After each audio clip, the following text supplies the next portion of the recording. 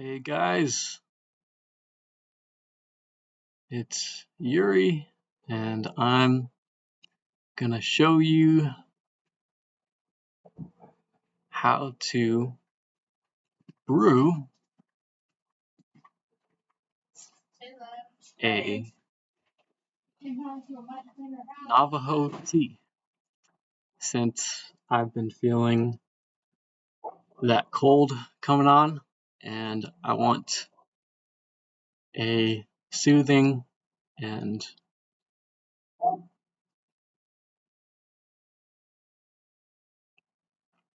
flavorful remedy that I can make at home without having to go to the store, and I can brew it, pick all the ingredients from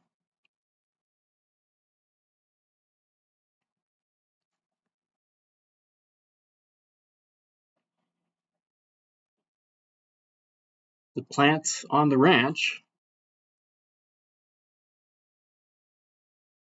and everything's non-GMO, all natural, foraged,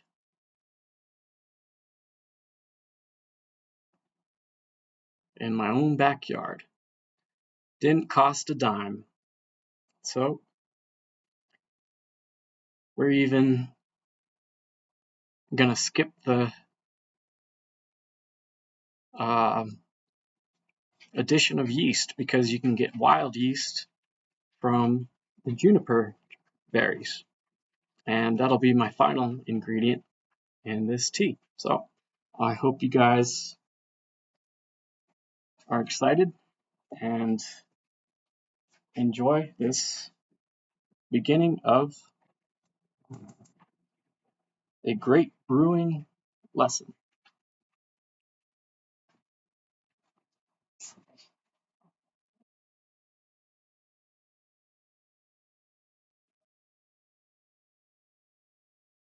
Right here, I've got a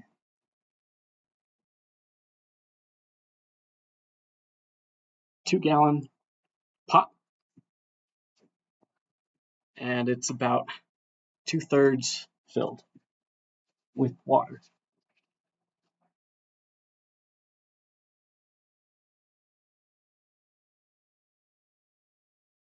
So for the basics for this tea, we're going to start with a plant called horehound. It's in the mint family, grows everywhere, and it makes these sticky seeds that have little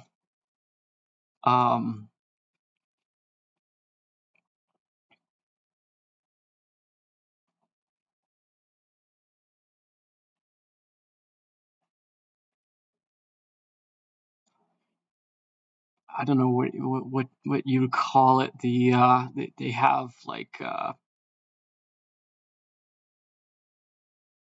Velcro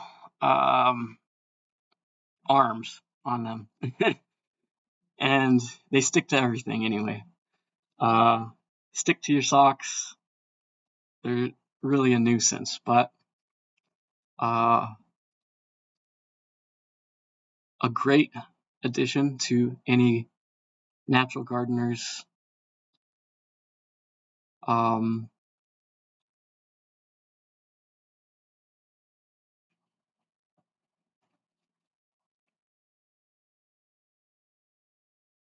small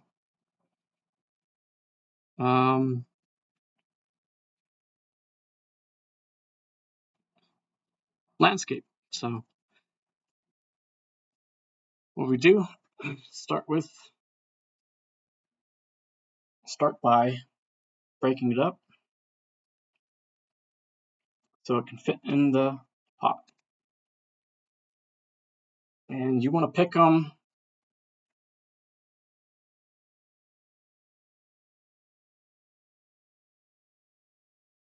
in the fall, when after they've made seed and they're barely starting to dry out from the weather.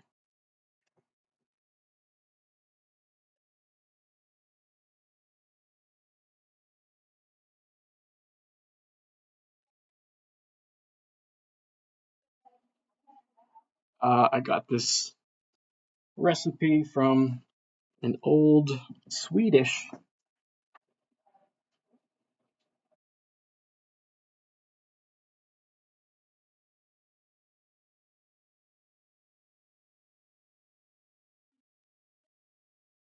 movie. Um, Something that my mom was watching, and they called it uh, glug. So that's what we're making, Navajo glug. Next ingredient is going to be pinon needles. They are high in vitamin C and make a great base. So for these guys, you just want to pluck off the tops, get as much as the needles as you can. Sometimes I use scissors.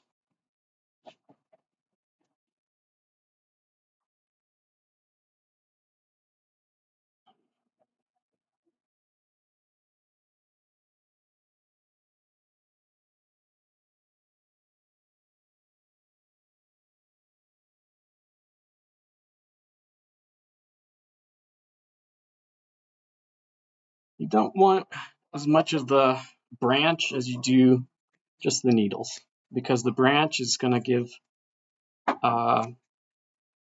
is going to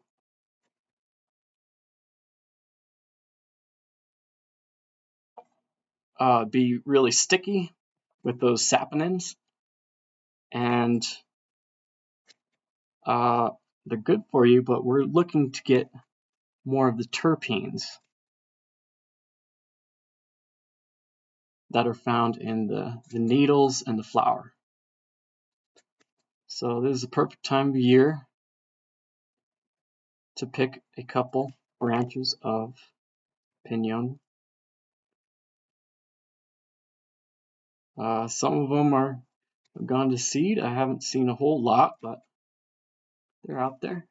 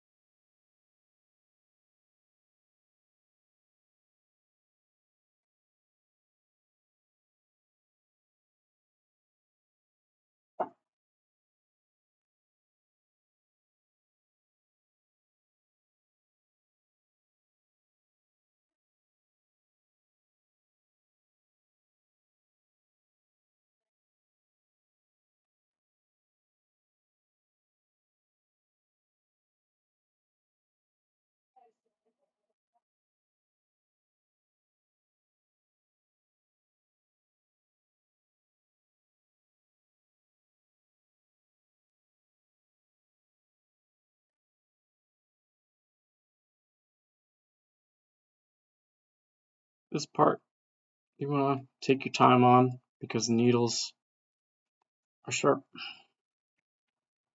and picking them hurts.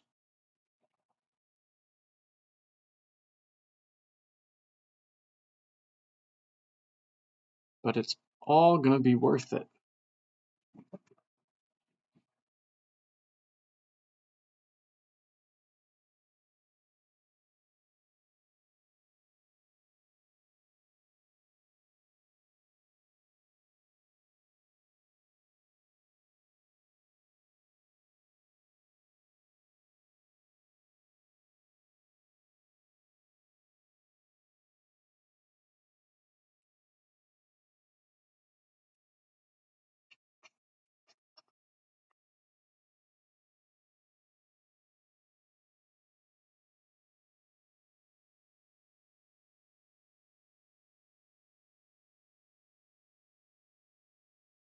Pinyons aplenty.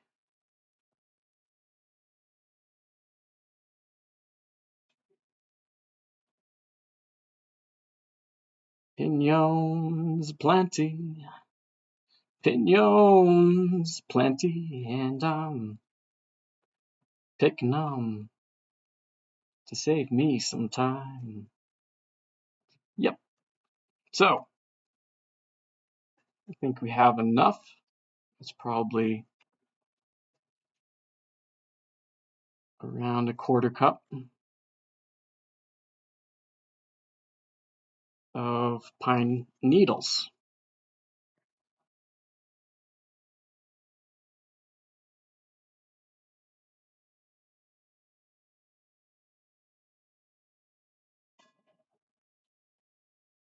Let's see what's next.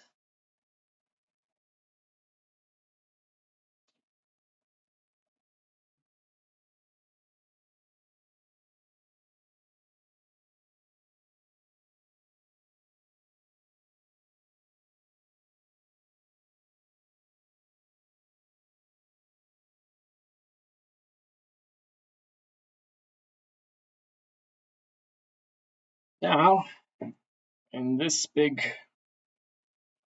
bunch, I have baby's breath.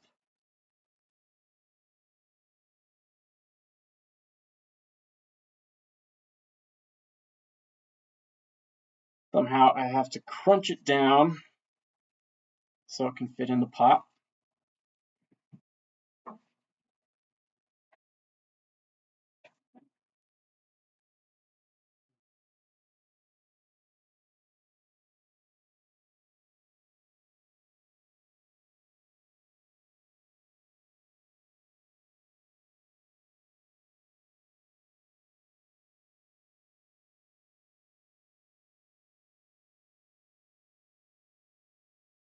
Big wad of baby's breath.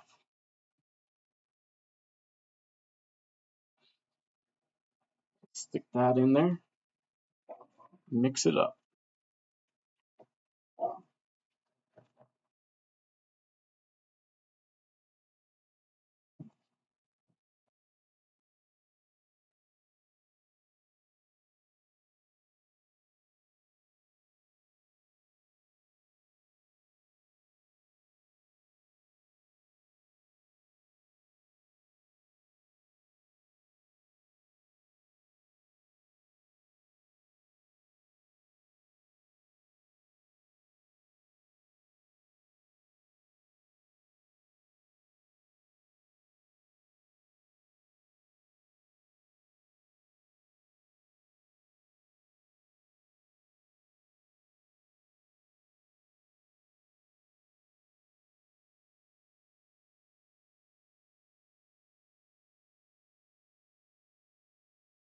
Next,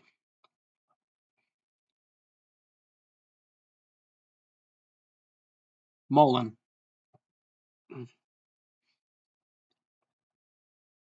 You want just the tip while it's flowering. Crunch it up, drop it in.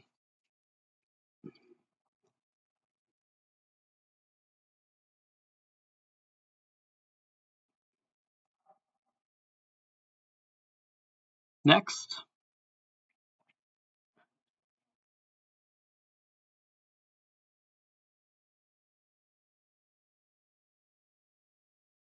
is Scots thistle, also known as bull thistle.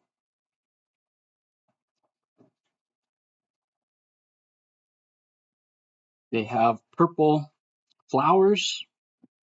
The seeds are good for your kidneys.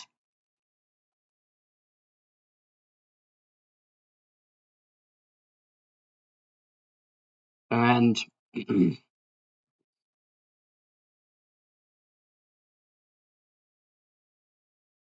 there's also a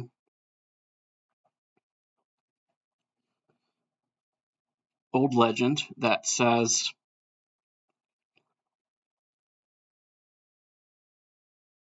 or I mean that goes.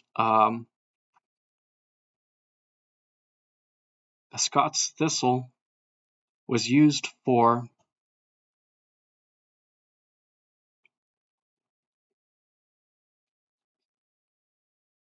helping people sleep, and the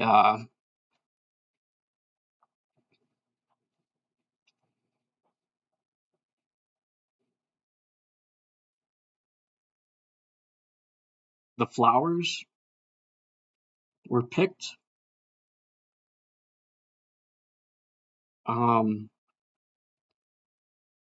and before it turns to seed, if you pick the purple or sometimes yellow colored flowers, they have a texture that's really fluffy and light, and it is known to cure brain tumors.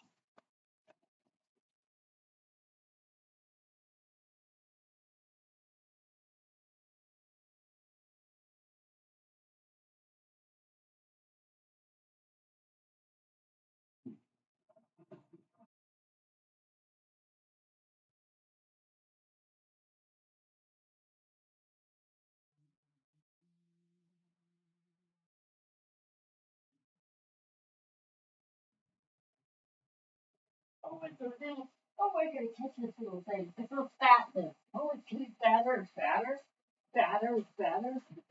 Does it keep fatter and fatter? Oh, is it raining? Or something wet? It's be percolating over there. What? Yeah, that it's condensing. Yeah. Uh-huh. Yeah. Yeah, the pot's condensing. Well, is it colder on the outside than the inside? Yep. Yeah, I'll do it. Now I'm gonna add Come the cat's wet. a unique plant that's called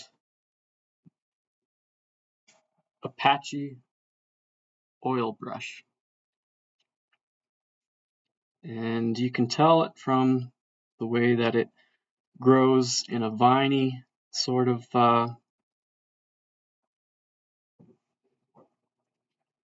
structure. And it has a leaf that's similar to those in those plants that are in the nightshade family, such as tomatoes.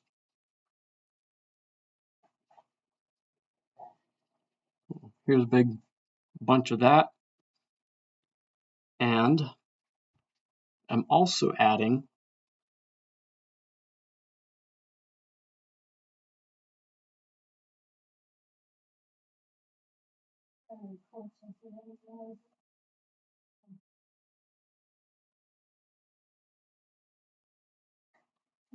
bighorn sheep sage.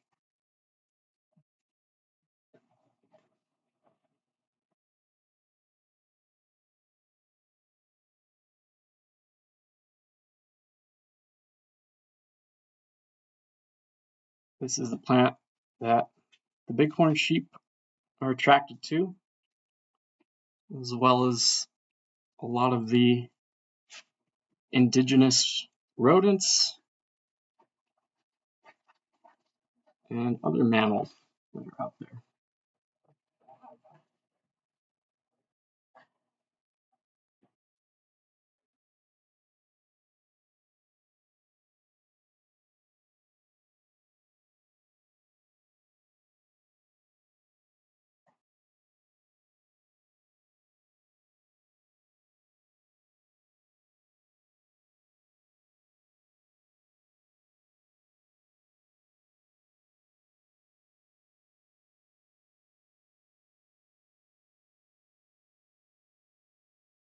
Here we go. There's another 5 thistle flowers.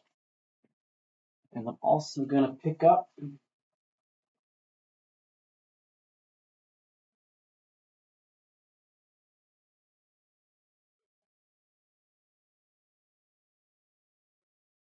some, let's see if you guys can see them, prickly pear fruit. This is going to be your sweetener.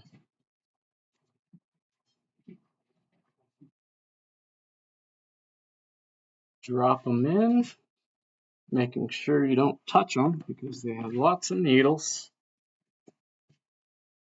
and glockids that will get into your hands and you just feel really itchy.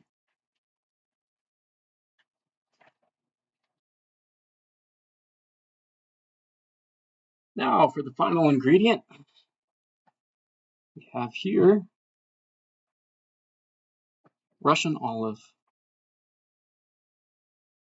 I cut some branches from the local tree down the road, and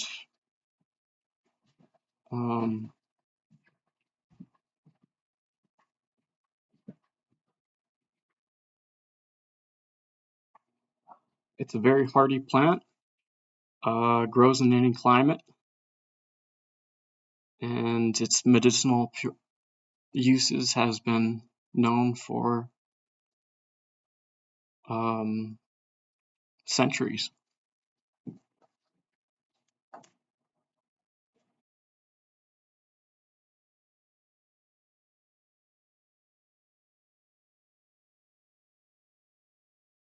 So that'll sit right there in the top, where it'll get all steamed down. I'm gonna put the lid on.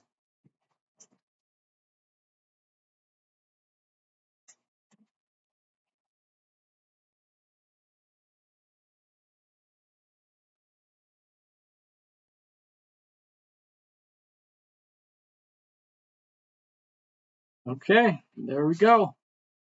Cook it for about half an hour. I'll strain it and filter it through some cheesecloth. Then I'll pour it into a pitcher and store it in the fridge for whenever I feel like I have a sore throat or a runny nose. Hope you guys like this. Bye.